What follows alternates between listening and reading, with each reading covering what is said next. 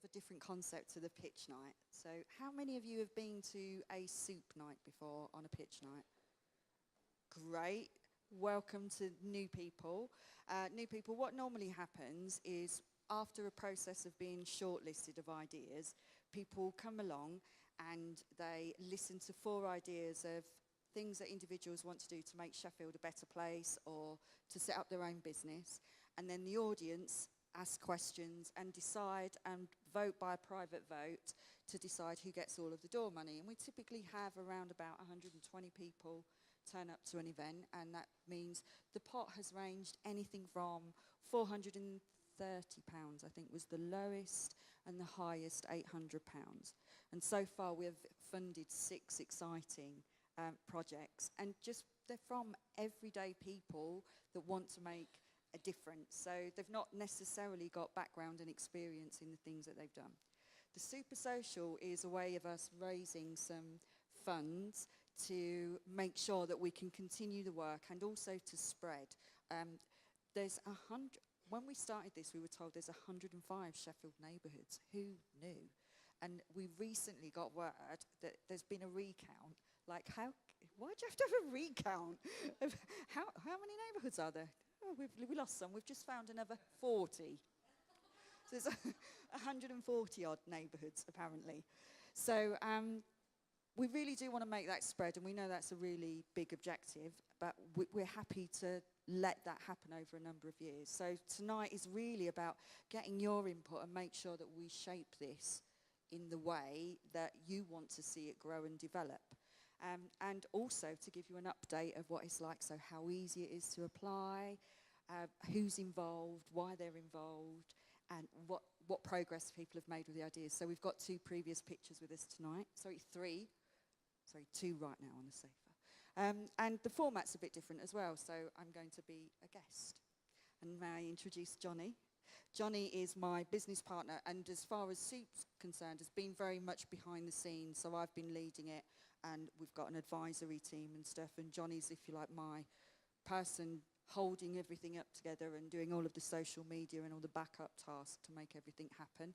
So today he comes from behind the curtain and takes over. So if I hand over to you, Jonny, and I'm going to take the guest position, like the Wizard of Oz. Yeah. Where was my curtain?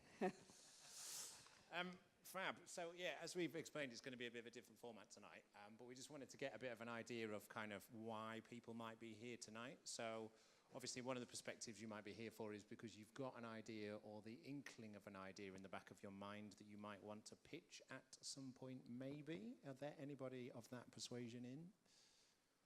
No. Oh, good. Oh, one idea is fab.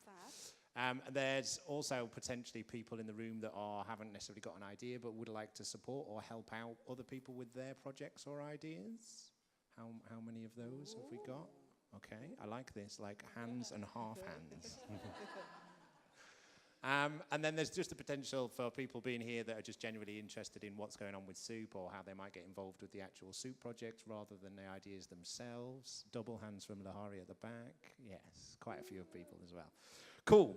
So what we're going to do is we're going to try and give you a bit of an insight from all of those perspectives into some of the people that have been involved from different perspectives or have pitched, have won, have not won, and just see whether that engages and inspires some things that you can get involved or do your idea. So the first person we're going to have a chat with is Karen, who pitched at Soup number 4 and won, and pitched the wonderful HillsFest, which... if you don't know what that is, Karen's about to tell us. But do you want to sort of take us on the journey from when you first pitched? Yeah. Yes, it is. To HillsFest, which happened. Okay. I came to the very first Soup, which I thought sounded a marvellous idea. And watching other people pitch, I thought, well, it can't be that bad. It is pretty bad, but no, it's not. It's quite short, which is helpful. I think it was 4 minutes, or 4-minute pitch. So once you've started, it's nearly over. So it's not so bad. But it was interesting because I was quite surprised that Penny said at one point they needed people to pitch more ideas. And I thought, oh, surely there must be loads of ideas out there. And then it's interesting because then you sit down and go, well, actually, have I got an idea? Well, I've already got a business, so I don't need to do any more work. The gallery celebrates 25 years of being open, actually, this month, which is all very exciting. And a couple of years ago, I thought thank you. I thought I'd quite like to do something bigger than me that gave back to the community that has supported me over all that time. And I did a community consultation, and the community consultation basically said, yeah, we'd like you to do something, but we'd like you to do it much bigger than you envisaged. And that made me think, I need help. I know, let's talk to Soup. And I knew I couldn't raise anywhere near the amount of money that I need to raise to deliver a festival. Little did I know, good Lord. Anyway, but I knew that from the first one, that even if I wasn't successful, there was such a lot of lovely people, you're all lovely, that come along to the event that offer support and advice, and oh, you need to go and talk to so-and-so, and you need to talk to so-and-so, that I thought it was worth a shot. And it is quite interesting pitching. Now, a little piece of advice from me would be that I offered fairly early on to be a judge for other people's pitches.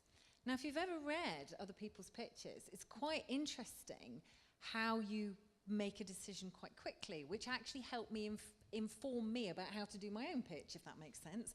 Feels a little bit like cheating, but it's not. So it was quite interesting, because I asked Penny, well, how many words? And Penny said, well, as many as you like. And I thought, well, I don't want to read as many as you like. So it's trying to make it as short as possible, really. And it was very strange. It was a little bit nerve-wracking, but then you go, oh, well, you just put it out there and see what happens. And then I got shortlisted, so it's like, oh, come along and pitch. And it's like, oh, right, okay. So we turn up and met the other pitchers. And that was really nice as well, because you think, oh, is it going to be competitive? It's like, oh, what are you pitching for? What are you pitching for? But it wasn't like that at all. It was you were genuinely interested in other people's ideas and what they wanted to do. And then I did the pitch, and honestly, I have to say, all the pitches were great, and I was truly astonished that I did win. And I think I said on the night, I feel a bit bad, because, the other pitches were also good as well. And I have to say, once I won that, I thought, blimmin' heck, I'm going to have to do it now. What with the money, I'm going to do something. So, it really is a catalyst and a springboard, and it might sound strange that even if I hadn't got the money, the amount of people that came up to me afterwards and said, oh, I think it's a great idea and you should do this, it really kind of boosts your confidence and things, and it was great. And I mean, the festival journey, Brent, who's going to be speaking later, runs festivals, and I wish he could have warned me because it has to be the most stressful thing I've ever done in my life, and it really did nearly kill me. But the event went incredibly well, and the feedback has been so phenomenal that might be a possibility that might happen again. I'm couching there in a number of terms. So that small amount of seed funding fundamentally has helped to start to change a community, which is amazing. So I think that there's loads of important points there. You can do a terrifying pitch and end up in loads of money not being the main focus of it. But this idea that you have an idea that exists in the back of your head for so long, and then there's statistics of how many times more likely you are to do it if you write it down, and then if you say it out loud to yourself, and then if you say it in front of your friends, and then if you actually stand up in front of a room full of people, you get that commitment to it.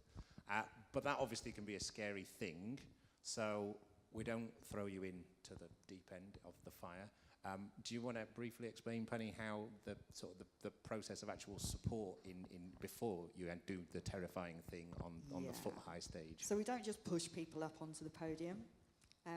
I do some coaching sessions. Actually, Justin allows us to use the restaurant at Silversmiths, so we go in there and it's nice and peaceful, and I've not raided the bar yet, but thank you. But we sit there and we have a nice cup of tea and a very informal coaching session. Because, what I discovered was that people were feeling like they needed to do this business pitch that was very Dragon's Den-like, and that was quite intimidating, where actually, if you did that to a soup audience, as you know, I think you'd all, I know I would, I'd switch off, because it's not what it's about real people doing things to make a real difference or change their own lives. So the way in which I coach them is that at a very human, basic, talking to my next door neighbour on my friend level, rather than our highbrow business pitch. And I found that just, I hope that really relaxes everybody when they're doing their pitches. And I hope that comes across in when you're listening to the pitches. You lot smiling makes a difference. Yes. Tell you now. Yes. Yeah. But that background comes from, as friendly and nice and beneficial it is, that comes from an actual very professional high level of the training that is coming there, doesn't it? Yeah, it's based on a lot of psychology, but then if I tell you what I tell them, then you're going to see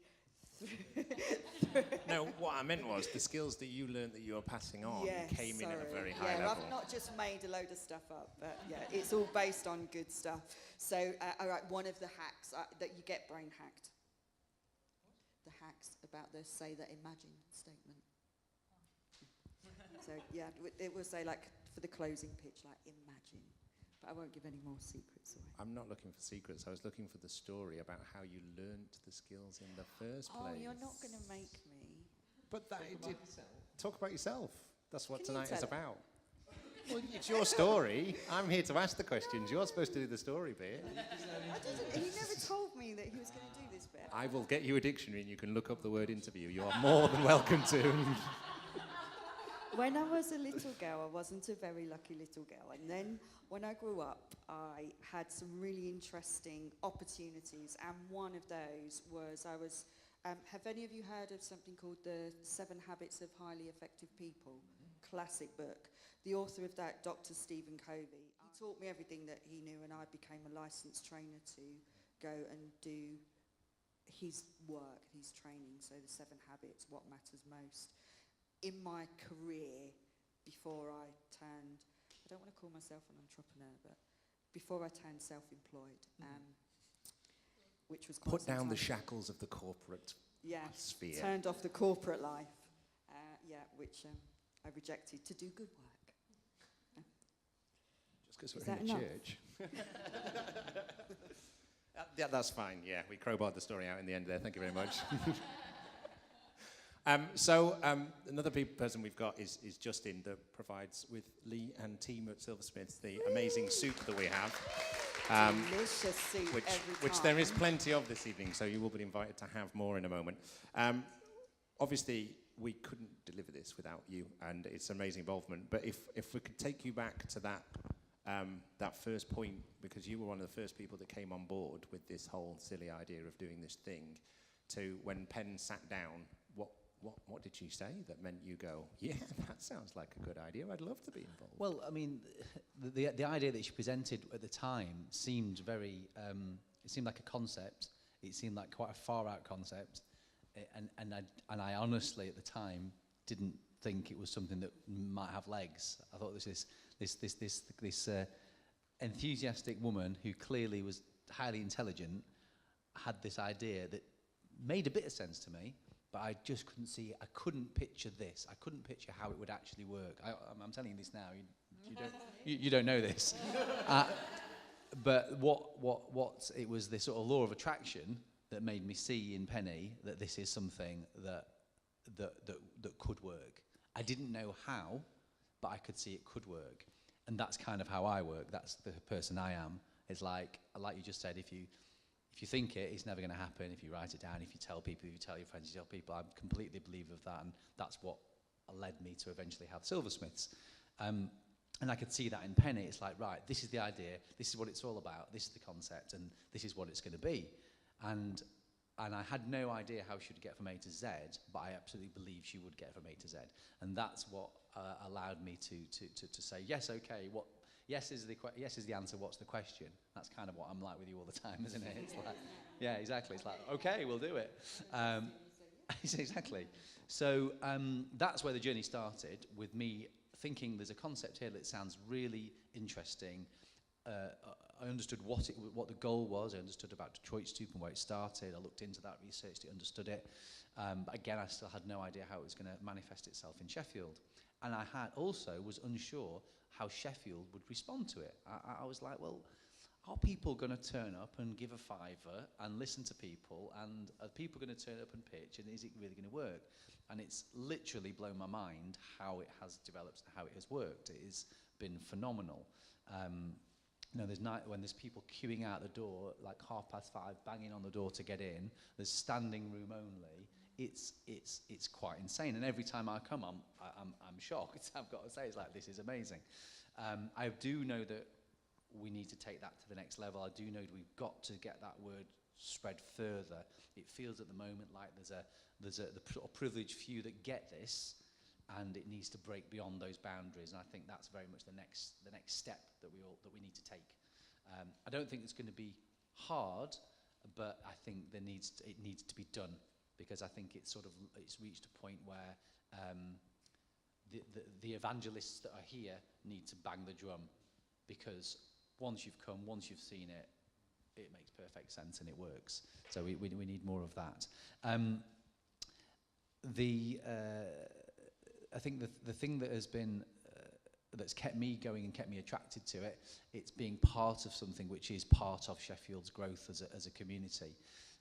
The one thing that Sheffield has always been fantastic at is the whole idea that it's the biggest village, so that people know people know people. I mean, you're 1 degree away from anybody in Sheffield. It's ridiculous. It is. It really is. We interviewed a girl for a job at Silversmiths today, and within 2 minutes, she knew the best friend of Emily, my front of house manager that was interviewing her. It was insane. She's not been in Sheffield for 10 years, and it was Sheffield, and that ability to network because of that 1 degree of separation is something Sheffield has, which a lot of cities don't have. Other cities can have it and can gain it, I totally believe, through something like Soup, where you've got people in a room who basically just want their community to be improved. It's a very, very simple remit. It's not complicated, and that's been proven by some of the pitches that I've seen. And when you see how many people have been? Is anyone who not been to a Soup where there's been pitches? So you've not witnessed that. It's insane. So you've got 4 or 5 different people pitching completely different ideas, completely, and some which seem very, very worthy, and some which are just insane. But you're prompted to support that person that's got this insane idea. That's the one that I remember is the telescope one. Oh. It was the printed telescope. Mark. He's here. Is he here? Where was he? You mean Mark? Yeah, and it he's was, on in the where second half. Hand up, printed telescope man. Mark's out. Yeah, and I still can't get my head around that. But it's a brilliant idea. It's so simple, and it brings joy to people. It's as simple as that. It's not changing the world, it isn't feeding people that need feeding. It isn't changing a community. It's doing something very, very different, but completely worthy. And that has been something that I've really taken a lot from myself as a human being, seeing that if you've got passion, then you can do something. And that, again, for me, is a real backbone of what Soup's about. You've got passion, you've got an idea. You might not think you've got an entrepreneurial bone in your body. You might not think you've got the ability to turn an idea into reality, but you can. And I've seen it. Again, one of the ones that I really, really loved was the Disabled nightclub. Yes, their album's just been released, Yeah. and they're coming at the next Soup. Yeah. What's the name? Yeah. The Under the Stars? Under the Stars is the project. Under the Stars is the project. And they're called the Clubland Detectives. Yeah. And they've just released their CD. Just amazing. I It's mean, really the guy, to stand on stage to say what he said, he didn't look comfortable. He didn't look like he really wanted to be there. Just amazing, and they're doing it.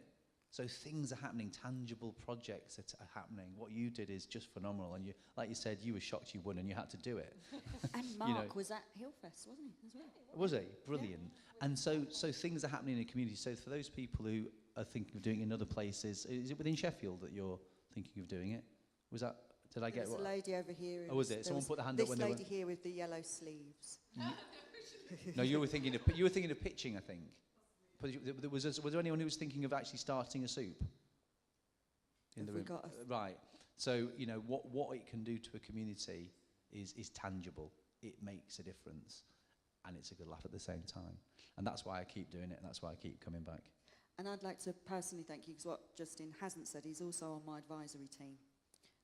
So he doesn't just serve the soup. There's a lot of, again, on the team in the background that makes this happen. Yeah. So thank you. My pleasure. For that. And I didn't know you didn't believe in it. No, I didn't believe in it. I didn't believe it. I didn't believe it would happen. Yeah. I literally didn't. I was like, yeah, brilliant, we'll get involved in this. That's fine. But to see it actually happen in such a short period of time, and then that's why I'm on the advisory committee, because I'm like, yeah, it's going to now I know it's going to happen. If you say it, if you two guys say this is what we're planning to do, it is going to happen. And there's no reason why anyone else can't take that piece of energy for whatever they're applying it to. That's kind of how I see it. Thank you. My pleasure. I feel as though we should ask briefly about the soup itself, because... brains. I've been in the kitchen when he experiments. It's awesome. So Justin and Lee and Silversmiths probably don't know this. They set themselves the challenge of doing 3 or 4 unique soups every soup. There's never been the same soup twice at any point through the whole thing. And this is kind of where the way that we've built Pechacucho is that there's got to be this 3-win thing, which is what's in it for me, what's in it for you, what's in it for everybody else. There's got to be a mutual benefit there. Quite how you measure that, I'm not too sure, but you guys totally step up and showcase what you are great at, which is your excellence in food, by doing things that actually make things more complicated for yourself, like challenging yourselves to make unique soups every single time. So considering it's kind of in the title of the event, I think we should probably talk a little bit about the soup and yeah, Lee probably doesn't want to talk, but we can talk about it.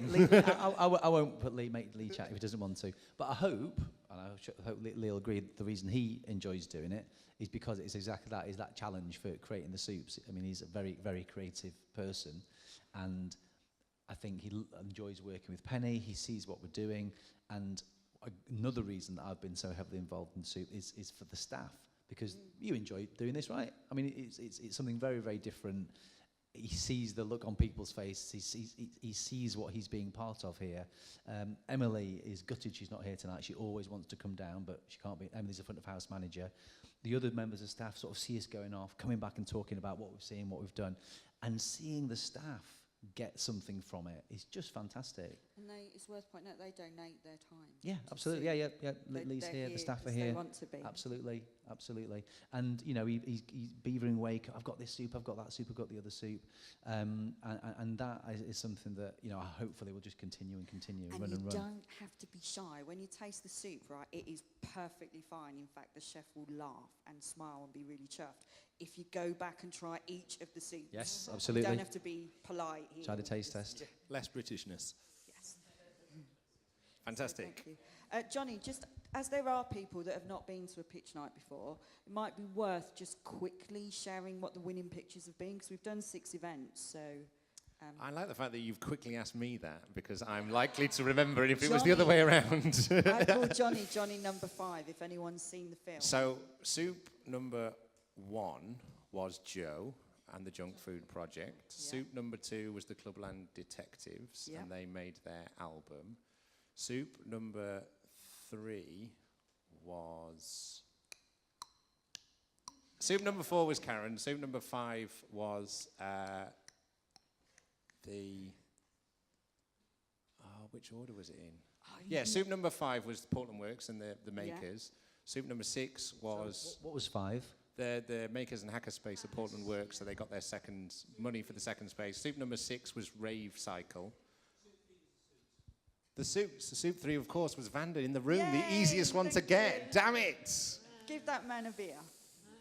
Give me me a beer. Vander's never let me down on that. But We've got a winner in that the proves the point audience, I was by saying the way, about the Vander, for the diversity suit works. Yes. of the different things that when they're completely diverse. There's nothing similar about them. Some of them have a much bigger impact on perhaps a community or a person. Some of them are just fun, and I think that's what I love about it, because it's the audience the people here that have voted. And so 1 week they've been going, we're going for this particularly worthy cause because it's doing this, and this we're going because we just like it, and we just like this person, we want them to do it. And I just think that is something that is, you could never guess each week who's going to win. No, whoever wins is worthy, but you would never guess it. There is one person who consistently chooses the winner. Is it the octopus that won the World Cup score as well? Right now, Mr. Phil Mountford, shortlist judge. If you want to know what the judges are, what criteria they're using, speak to that man. He always chooses the the lineup, and the winner. How do you do that? He's got special. Psychic Phil. That has a ring to it. So yeah, because like the shortlisting process, when the ideas come in, it goes out to currently 180 judges. And what you do, you can all sign up. I'd love it if you all signed up to be a judge. So you get an email with all of the ideas that have come in on the pitch application deadline. You then choose your favourite 4, and it is up to you what criteria you use. You write your own criteria, is it? We've not yet had a Boaty McBoatface.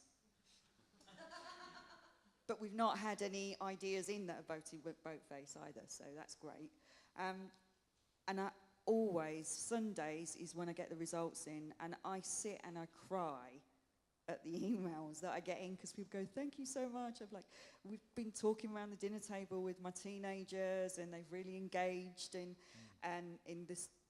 choosing. So it's entirely up to you. But the reality is we end up with a short list of 4 we have nothing to do with. I don't judge. Other members on the advisory team do, but they judge independently at home with their friends and family, not as an advisory team.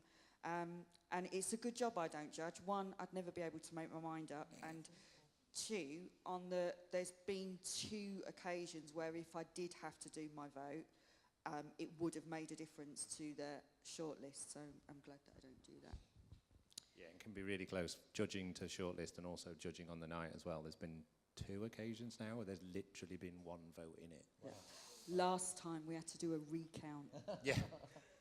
And the lady that was the runner-up emailed me after. She said, Penny, I've just not stopped crying.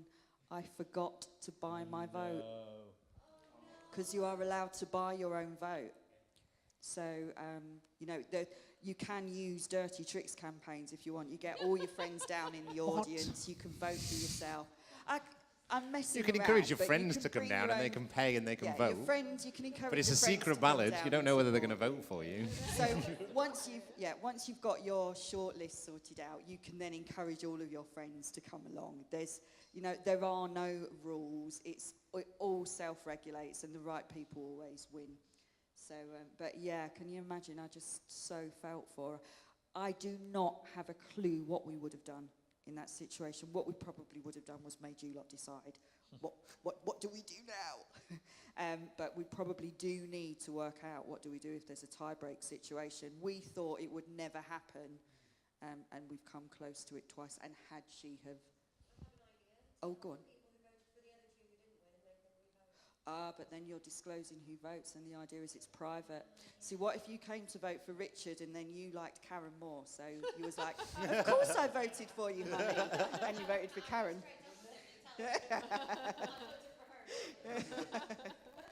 So, yeah, we would have to figure out something, but I don't know. We'll have a think about that one or then. something. Or Yeah. everyone to... Just against the 2, I reckon you'd have to. Thank you. The power of the crowd. Sorted. Yep. So, our third... Oh, see, that's where my head was going. Do you split it? Do you revote? We'll have a think, shall we? I think we Some need other to point. do a public... yeah, we'll send out a survey monkey thing. So what if you do a survey and it's vote split? Then we'll... This could take some time. Yeah. Yes.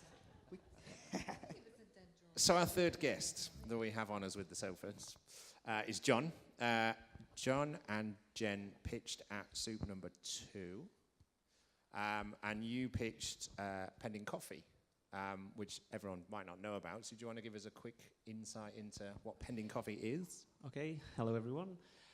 Yeah, Pending Coffee, it's a very, very simple scheme really. It's a non-profit community-based project where it's based on the generosity of Sheffield folk and people from out of town as well, where they can basically go into a cafe, participate in Pending Coffee cafe, that is, and when they purchase a drink for themselves, out of their own generosity, they can purchase another drink or a snack. Now that is put to one side, and a vulnerable person in Sheffield, say a homeless person, can then go in and redeem that coffee. They can sit in the company of, you know, the likes of you and I and enjoy that. So it's not necessarily a project that we expect to change lives, but it's there to kind of bridge the gap, I guess, between, you know, all walks of society really, because we feel that, you know, vulnerable people are vulnerable for whatever reason, and they often don't get the chance to experience the things that we take for granted. And that's basically what it's about. Now, we had that project started before we came to Sheffield Soup. We'd met Penny briefly, and we'd heard about the project. We thought it was fantastic, and we came along to the first one just as an audience member, and I guess we had a similar feeling to Justin, really, you know, because, you know, the project resonates with myself and Jenny for the same reasons as why. Jenny was on my startup steering That's team. right, yeah. She was a massive help, yeah. Yeah, yeah. But you do walk away and think, you know, are people going to really engage in this? Are they going to pay a £5 to sit and listen to other people's ideas? And yeah, they do. And I think there's only one that we've missed. We've been to every single one as a social thing, really, because it has been great. It's a great evening. We're meeting different people all the time. We bump into people that saw our pitch and say, oh, just so you know, we participate in this scheme. We go to coffee shops and, you know, we regularly donate now. And it's fantastic, the feedback that you get.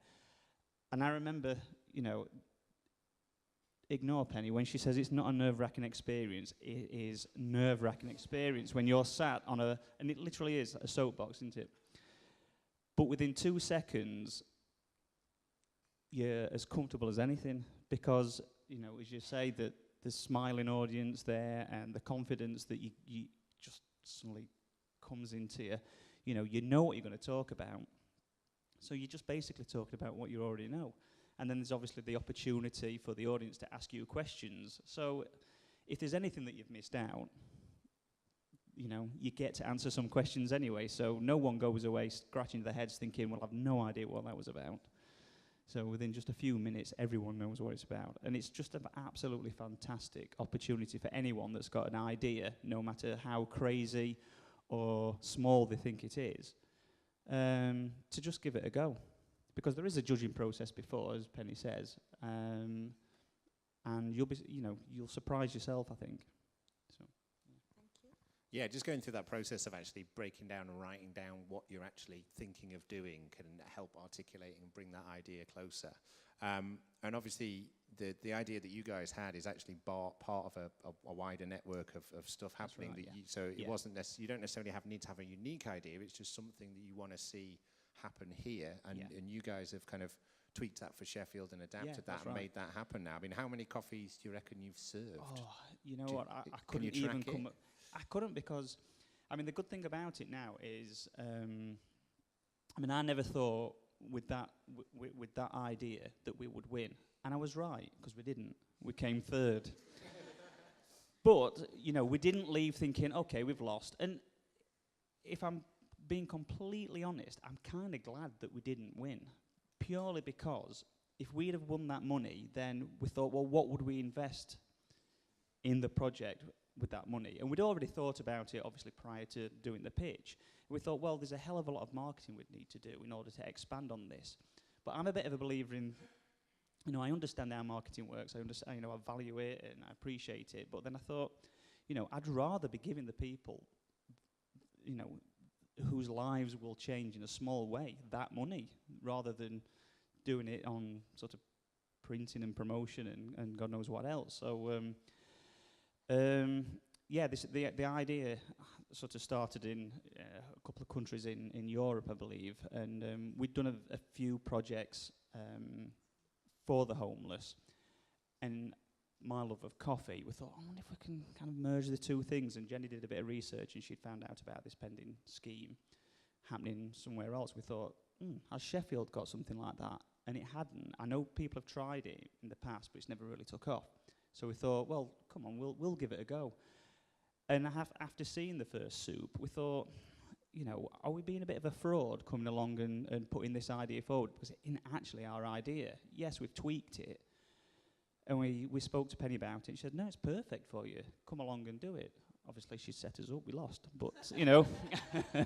But no, the network expanded. The network expanded. So I honestly don't know how many coffees that we've sold. What I do know is that the cafes that take part, which are 9 or 10 at the moment, predominantly in the city centre, they do sell out from their donations, but they continue to just keep supplying coffees, teas, snacks. When they know someone that's come in, you know, and they can tell it's all legit, it's genuine, they just continue giving, which is fantastic. So we held an event, I think it was last month, was it? A Come Dancing Sheffield event. Come Dancing, I got Sheffield Come Dancing. 7.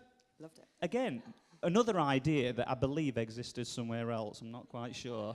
But we stole that idea and thought, has Sheffield got a Come Dancing competition? No, it hasn't. So we took it from the television and, yeah, we held it and we raised over £1,000 for that. We've donated half of it to the Archer Project, and the other half is being split between all the participating cafes, and one of them is a restaurant that is now doing pending pizzas, and every Thursday we go and collect these pizzas from Italia Uno, which is at the top end of Ecclesall Road, and we deliver them to a group of people called SWAP, who go out and visit all the street workers in their van. I know it sounds dodgy, but they go out in their van, and they've got a very good relationship with a lot of street workers, and they come in and talk to them, you know, do various checks with them, and they have some food, including these donated pizzas. And apparently it makes a big difference. So yeah, that's again all down to the generosity of the public of Sheffield. That's not us, that is the public. And that's where Sheffield Soup came in. It's expanded. We've now got the Ben Centre clients using the services. We've got, as I said, the Archer Project. We've got Roundabout. I've just had a call this week from, it sounds like a kind of AA group, and they've been asking if they can use one of the cafes, the Hyde, which is near, it's a fantastic cafe, which is at the back near Decathlon.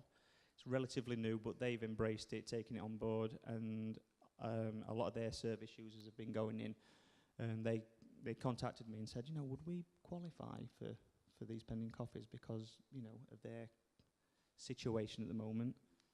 So we've said, yeah, that's what it's for. That is what it's for. It's not for people to exploit, and no one is doing that. It's all down to generosity and honesty, and it's working really well. So yeah. Fantastic.